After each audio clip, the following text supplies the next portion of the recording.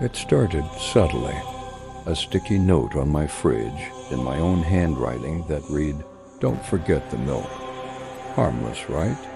Except I just bought milk. I shrugged it off, a momentary lapse of memory. But then another appeared on my bathroom mirror. "You left the door unlocked." I was sure I hadn't. A prickle of unease. The notes grew more frequent, more specific. "He's watching you sleep. She knows what you did." My handwriting, my paper, my pen, but the messages were alien, terrifying. I started checking locks obsessively, peering into shadows. My apartment, once a sanctuary, became a cage. One morning I found a note tucked under my pillow. It simply said, "Wake up." I tore my room apart, convinced someone was hiding. Nothing, but as I stood there, panting, I saw my reflection in the window. Behind me on the bed was another note. It read, "You're not alone in there."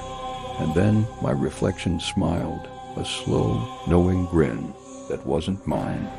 It began as a faint hiss, like distant radio static, whenever I was alone in my old house. I'd check the electronics, but everything was off.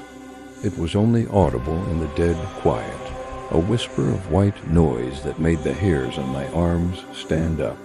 Over weeks, the static grew louder, more defined. It wasn't just a hiss anymore. There were faint, almost imperceptible undertones, like muffled voices or something dragging. I started leaving the TV on, just for the noise, but the static would cut through, a chilling counterpoint to the sitcom laughter. One night, the static was deafening. It filled every room, vibrating through the floorboards. I covered my ears, but it was inside my head.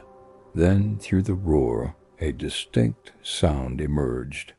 A slow, deliberate asterisk, thump, drag, thump, drag, asterisk. It was coming from the attic, directly above my bedroom. I froze, heart hammering. The attic door, which I always kept locked, slowly creaked open, and the asterisk thump, drag asterisk, continued, now accompanied by a wet, guttural breathing, descending the stairs.